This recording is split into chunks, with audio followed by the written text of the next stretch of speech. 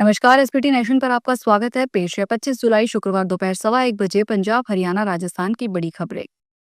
राजस्थान के झालावाड़ जिले के पिपलोदी गांव में शुक्रवार सुबह एक सरकारी स्कूल की छत गिरने से दर्दनाक हादसा हुआ। यहां एक सरकारी स्कूल की बिल्डिंग एक छत अचानक गिर गई, जिसमें स्कूल परिसर में अफरा तफरी मच गई। प्रार्थना सभा के दौरान हुई इस घटना में करीब 20 से अधिक बच्चे मलबे में दबे होने का अनुमान है।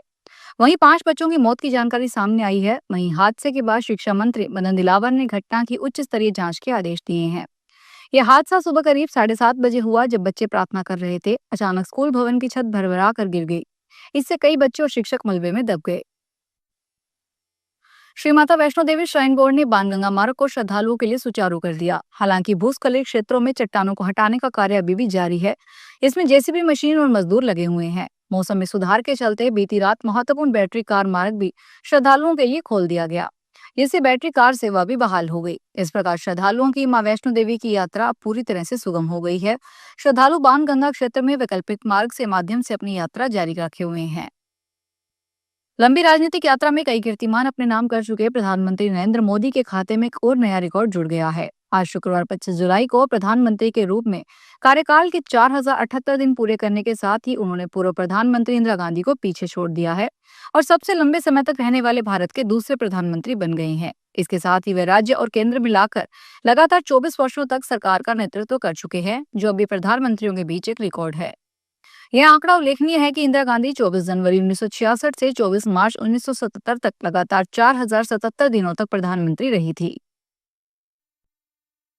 जगदीप धनखड़ ने पिछले दिनों देश के उपराष्ट्रपति के पद से इस्तीफा दे दिया। धनखड़ के इस फैसले ने देश की राजनीति में एक नई चर्चा को जन्म दे दिया है। पूर्व उपराष्ट्रपति धनखड़ के इस्तीफे के बाद सियासी पारा हाई है। इस बीच एक बड़ी खबर सामने आई है।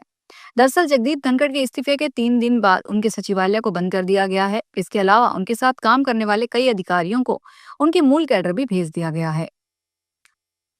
राष्ट्रीय राजधानी में पर्यावरण का क्षति पहुंचाना अब और भारी पड़ेगा। दिल्ली प्रदूषण नियंत्रण समिति ने मौजूदा नियमों को सख्त करते हुए जुर्माना नहीं भरने वालों के खिलाफ जिला प्रशासन की ओर से वसूली की कार्रवाई का प्रावधान भी कर दिया।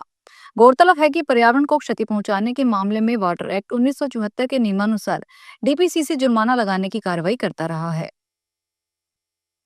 ब्रिटेन के साथ मुक्त व्यापार समझौते पर मुहर लगाने के बाद प्रधानमंत्री नरेंद्र मोदी मालदीव पहुंच गए हैं। पीएम मोदी मालदीव के राष्ट्रपति मोहम्मद मुइजू के नियंत्रण पर इस द्वीप की यात्रा कर रहे हैं। इसे मुइजू के शासनकाल में दोनों देशों के बीच संबंधों में ठहराव आने के बाद इस यात्रा को एक महत्वपूर्ण मोड़ के रूप में देखा जा रहा है।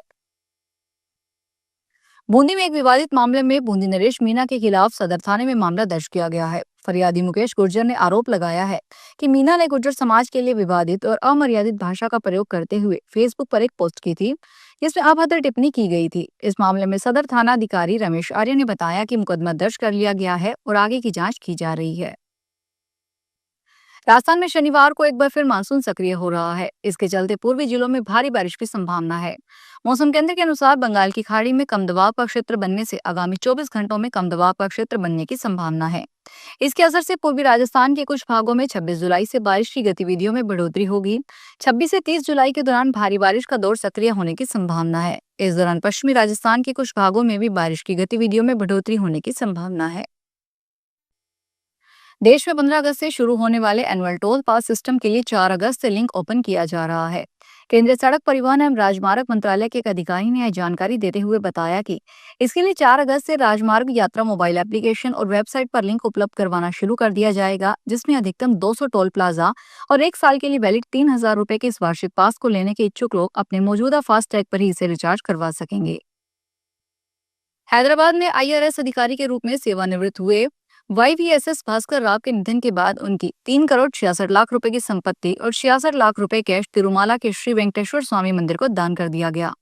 राव की अंतिम इच्छा थी कि उनकी मौत के बाद उनकी संपत्ति मंदिर को दान कर दी जाए।